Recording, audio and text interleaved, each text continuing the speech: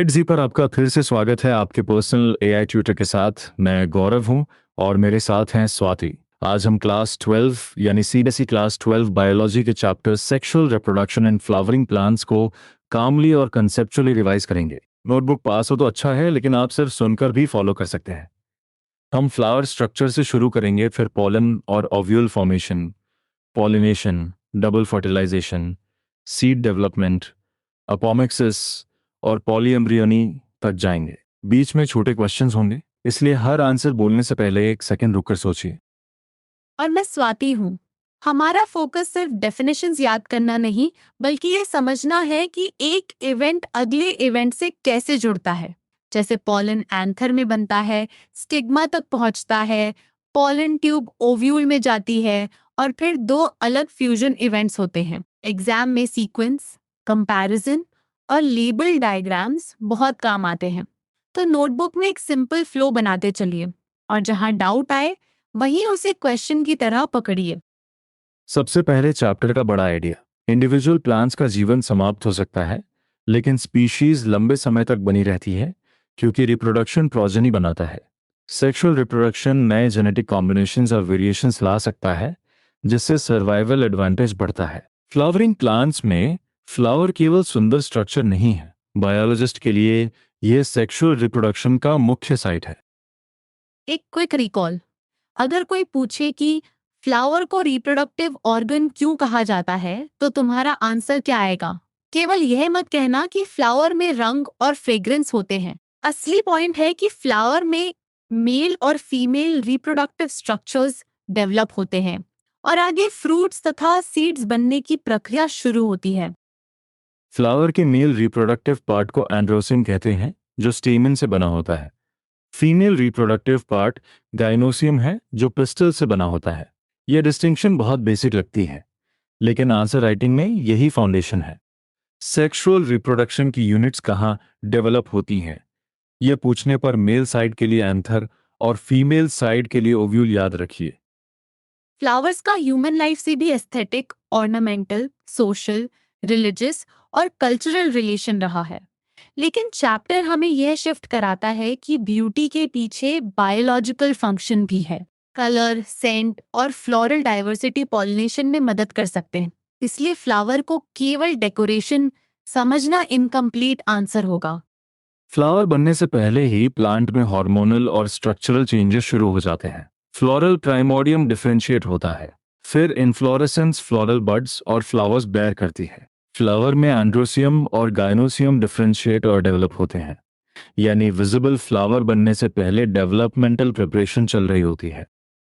अब एक प्रेडिक्शन, अगर फ्लावर में स्टेमन्स और पिस्टल्स दोनों हों, तो उसे देखकर क्या हम ये कंक्लूड कर सकते हैं कि सेल्फ पॉलिनेशन निश्चित ही होगी?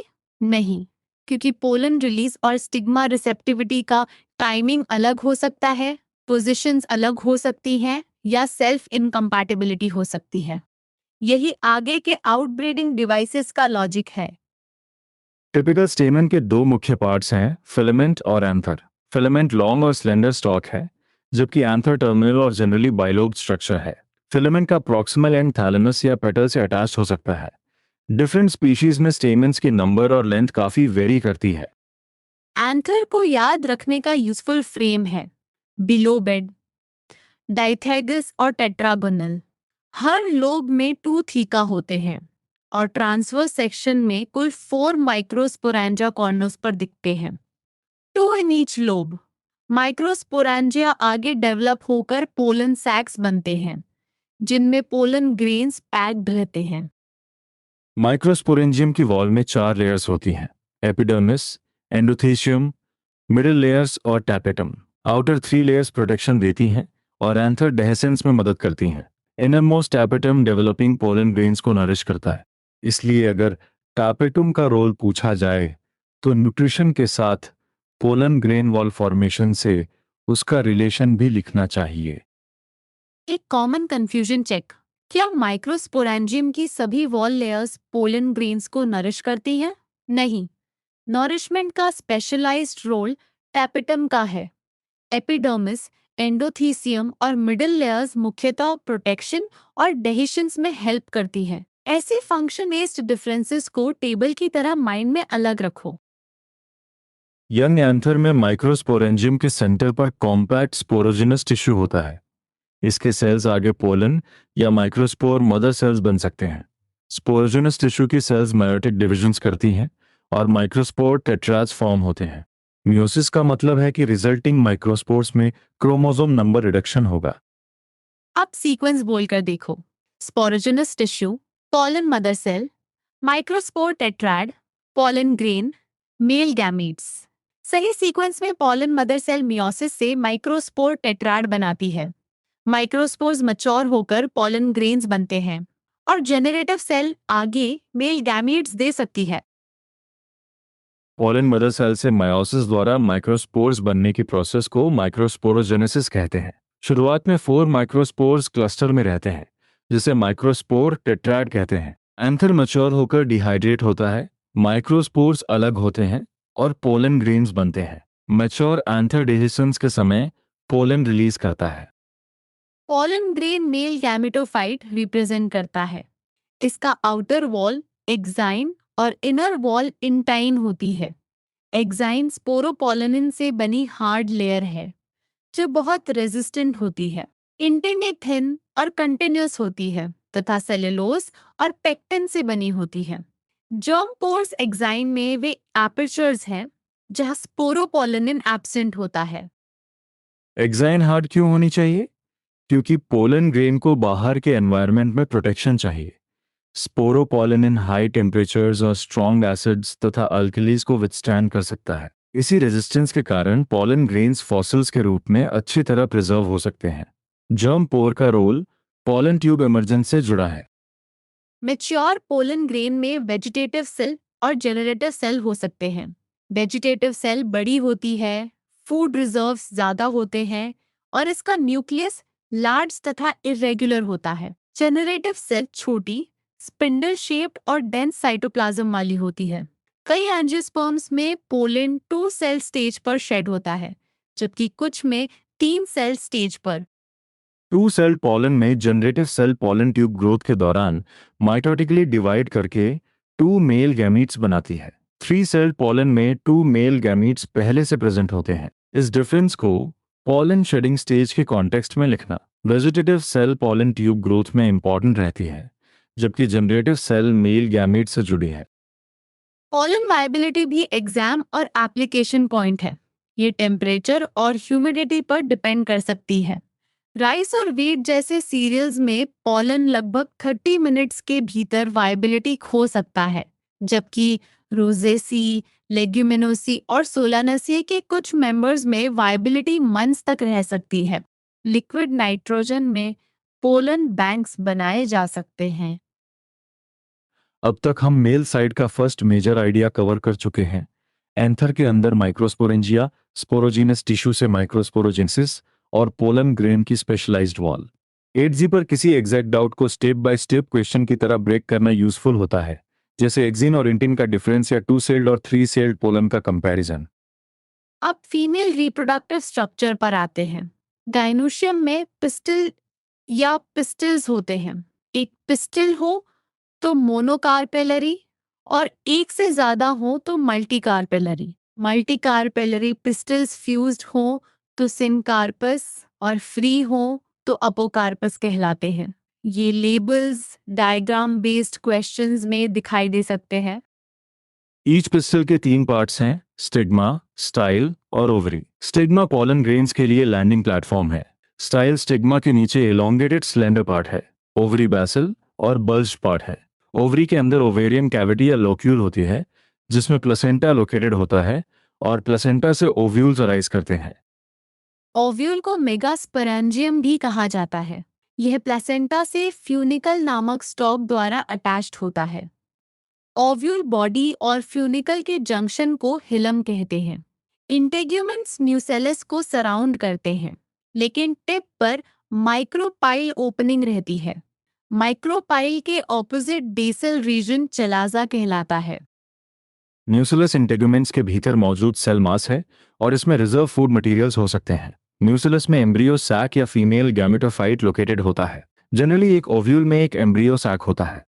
ओवरी में ओव्यूल्स की नंबर स्पीशीज के अनुसार 1 से मेनी तक वेरी कर सकती है, जैसे वीट, पैडी और मैंगो में 1, जबकि पाया, वाटरमेलन और ऑर्किड्स में मेनी। मेगास्पोर मदर सेल यानी एमएससी न्यूसेलस के माइक्रोपाइलर रीजन में डिफरेंशिएट होती है। एमएमसी डेस साइटोप्लाज्म और प्रोमिनेंट न्यूक्लियस वाली लार्ज सेल है।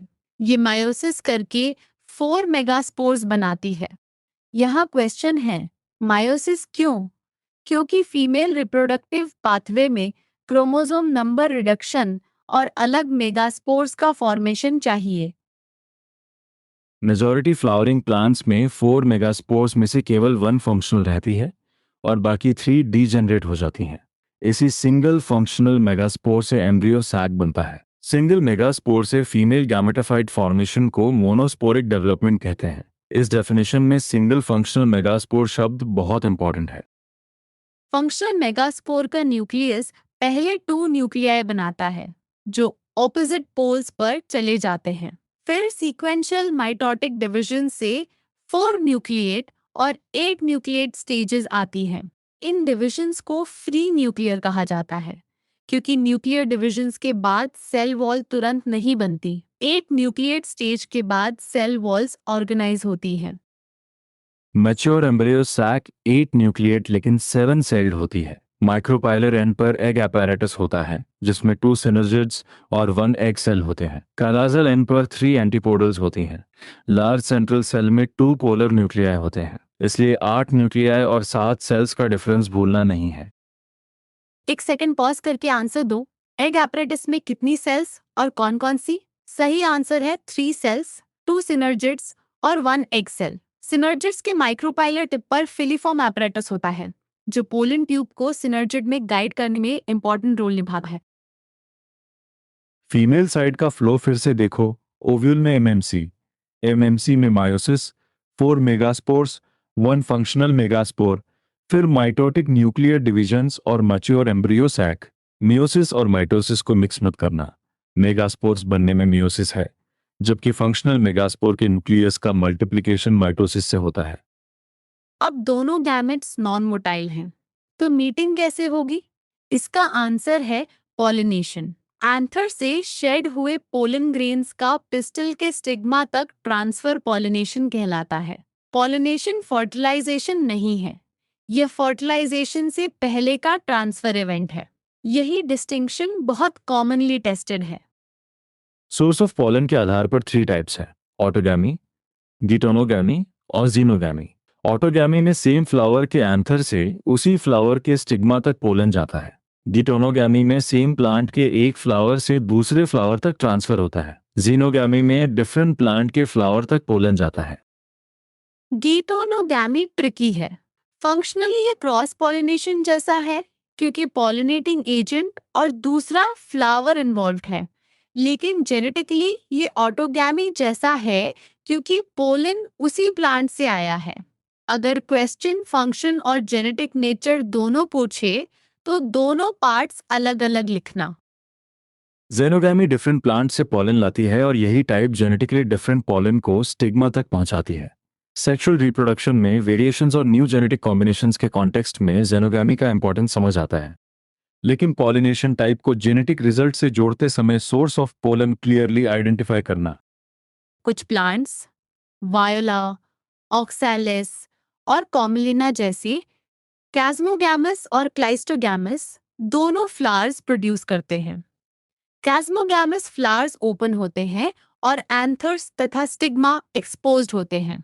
क्लाइस्टोगैमस फ्लावर्स ओपन नहीं होते, एंथर्स और स्टिग्मा क्लोज रहते हैं, इसलिए सेल्फ पॉलिनेशन अश्योर्ड रहती है। क्लिस्टोगैमी का एडवांटेज है एश्योर्ड सीड सेट, इवन जब पॉलिनेटर्स एब्सेंट हो, लेकिन इसका इम्प्लीकेशन ये है कि क्रॉस पॉलन के लिए चांस नहीं रहती। एग्जाम में पूछा जा सकता है कि क्लिस्टोगैमस फ्लावर्स में क्रॉस पॉलिनेशन हो सकती है या नहीं। रीजन लिखिए: फ्लावर ओपन नहीं होता और एंथर तथा स्टिग्मा क्लोज रहते हैं।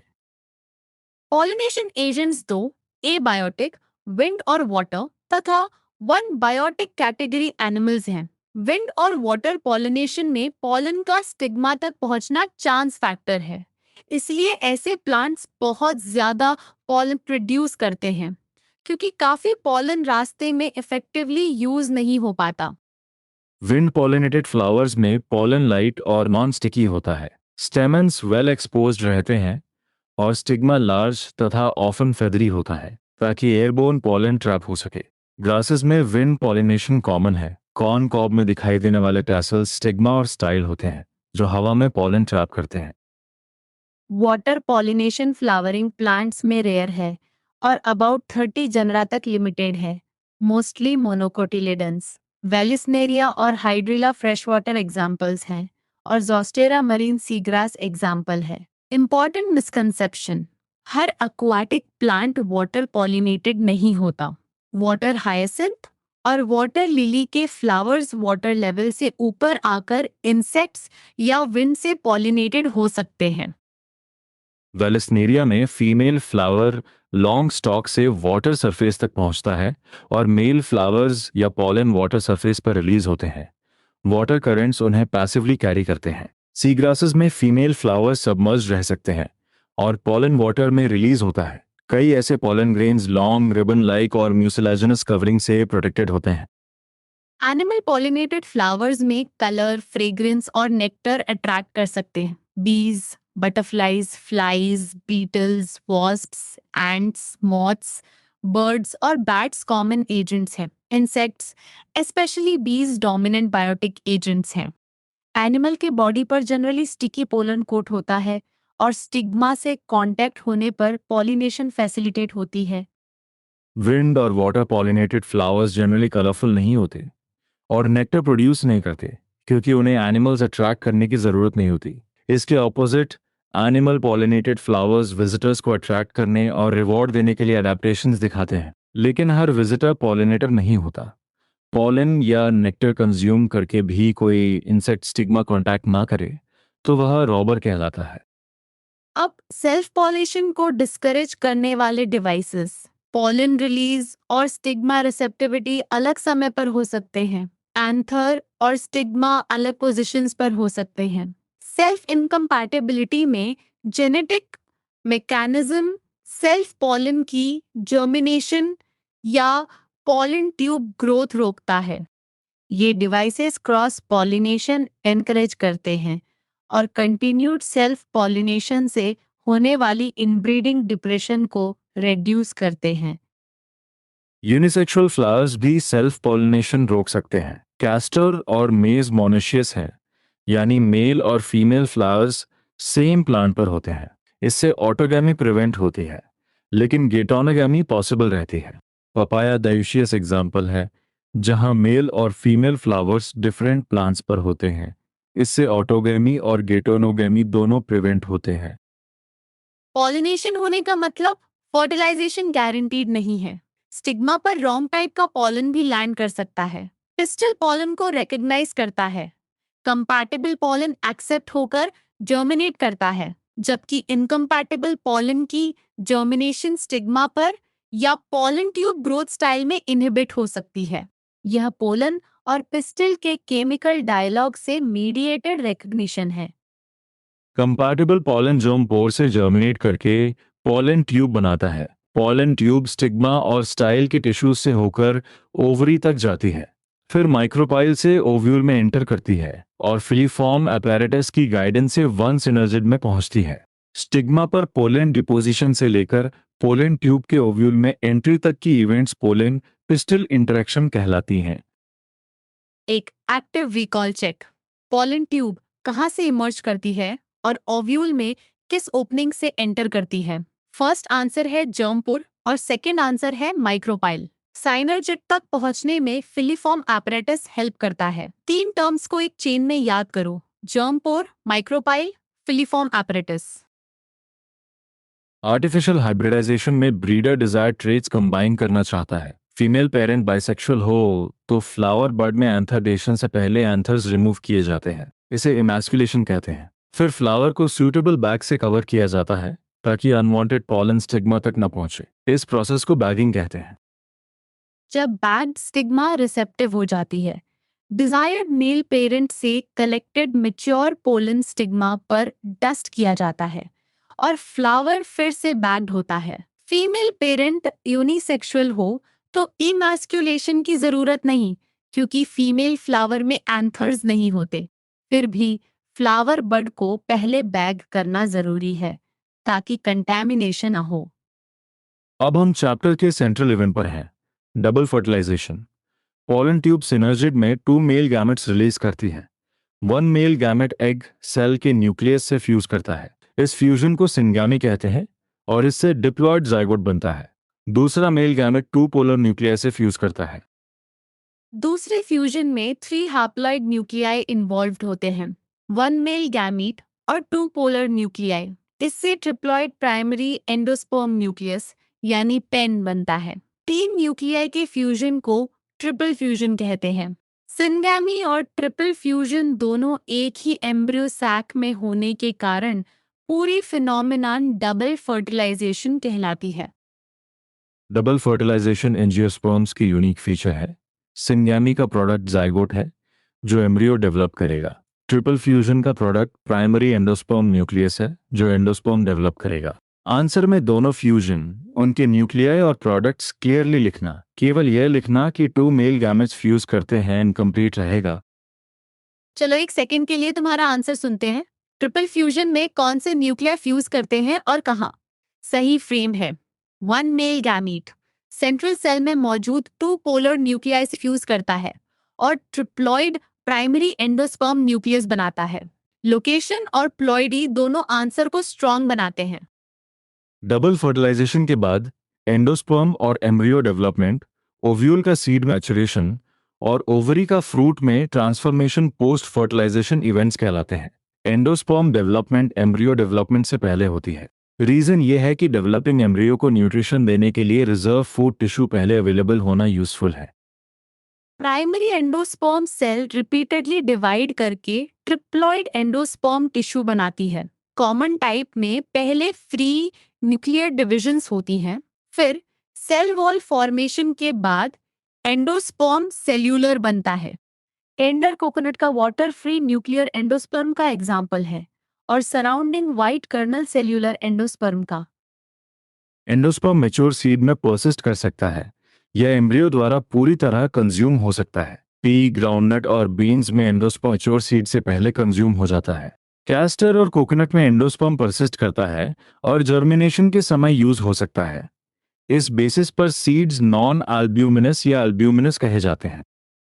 एम्ब्रियो सैक के माइक्रोपाइलर एंड पर डेवलप होता है जहां जाइगोट स्थित होता है। मोस्ट जाइगोट्स तभी डिवाइड करते हैं जब कुछ एंडोस्पर्म बन चुका हो। ये अश्योर्ड न्यूट्रिशन के लिए एडेप्टेशन है। डाइकोट एम्ब्रियो डेवलपमेंट में जाइगोट से प्रो एम्ब्रियो, फिर ग्लोब्यूलर, हार्ट शेप्ड और मैच्योर स्टेजेस आती हैं। टिपिकल डाइकॉट एम्ब्रियो में एम्ब्रियोनल एक्सिस और 2 कोटिलिडन्स होते हैं। कोटिलिडन्स के ऊपर एपिकोटाइल होता है जो प्रियोम्यूल या स्टेम टिप पर टर्मिनेट करता है। कोटिलिडन्स के नीचे हाइपोकोटाइल होता है जो रेडिकल या रूट टिप पर टर्मिनेट करता है। रेडिकल के ऊपर रूट कैप प्रोटेक्शन देती है। मोनोकॉट एम्ब्रियो में ओनली 1 कोटिलिडन होता है। ग्रास फैमिली में इसे स्कूटेलम कहते हैं। रेडिकल और रूट कैप कोलोराइजा नामक शीट में एनक्लोज्ड होते हैं।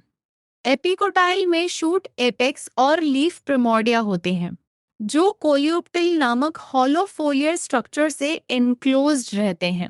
हाइपोकोटाइल और एपिकोटाइल को कोलियोप्टाइल और कोलोराइजा से मिक्स मत करना। एंजियोस्पर्म सीड को फर्टिलाइज्ड ओव्यूल कहा जा सकता है। इसमें सीड कोट, कोटिलिडन्स और एम्ब्रियोनल एक्सेस होते हैं। ओव्यूल की इंटेग्यूमेंट्स हार्ड होकर प्रोटेक्टिव सीड कोट्स बनाती हैं। सीड कोट में माइक्रोपाइल छोटा पोर बना रहता है जिससे जर्मिनेशन के समय ऑक्सीजन और वाटर एंटर कर सकते हैं। मैच्योर सीड में वाटर कंटेंट कम होता है और एम्ब्रियो की मेटाबॉलिक एक्टिविटी स्लो हो जाती है। एम्ब्रियो डॉर्मेंसी में जा सकता है या एडिक्वेट मॉइस्चर, ऑक्सीजन और सूटेबल टेम्परेचर मिलने पर जर्मिनेट कर सकता है। सीड स्टोरेज के लिए डिहाइड्रेशन और डॉर्मेंसी बहुत इंपॉर्टेंट है। यही एग्रीकल्चर में सीड्स को अगले सीजन तक प्रिजर्व करने में मदद करता है। ओव्यूल सीड बनता है और ओवरी फ्रूट बनती है। ओवरी वॉल, फ्रूट वॉल या पेरिकार्प में डेवलप होती है। फ्रूट फ्लैशी हो सकता है जैसे ग्वावा, ऑरेंज और मैंगो, या ड्राई हो सकता है जैसे ग्राउंडनट और मस्टर्ड। जनरली फ्रूट्स फर्टिलाइजेशन के बाद बनते हैं, लेकिन कुछ फ्रूट्स फर्टिलाइजेशन के बिना भी डेवलप हो सकते हैं। एप्पल, स्ट्रॉबेरी और कैश्यू में थैलेमस भी फ्रूट फॉर्मेशन में कंट्रीब्यूट करता है, इसलिए ये फॉल्स फ्रूट्स कहलाते हैं। मोस्ट फ्रूट्स केवल ओवरी से डेवलप होते हैं और ट्रू फ्रूट्स कहलाते हैं। फर्टिलाइजेशन के बिना फ्रूट फॉर्मेशन पार्थेनोकार्पी है। बनाना इसका एग्जाम्पल है, और ग्रोथ हार्मोन्स से सीडलेस फ्रूट्स इंड्यूस किए जा सकते हैं। अब फाइनल मेजर सेक्शन, अपोमिक्सिस और पॉलीएम्ब्रियोनी। अपोमिक्सिस में कुछ फ्लावरिंग प्लांट्स, स्पेशली कुछ एस्टरेसी और ग्रासेस, फर्टिलाइजेशन के बिना सीड्स प्रोड्यूस करते हैं। यह एसेक्सुअल रिप्रोडक्शन का ऐसा फॉर्म है जो सेक्सुअल रिप्रोडक्शन को मिमिक करता है। कुछ केसेस में diploid egg cell reduction division के बिना बनती है और फर्टिलाइजेशन के बिना एम्ब्रियो डेवलप करती है।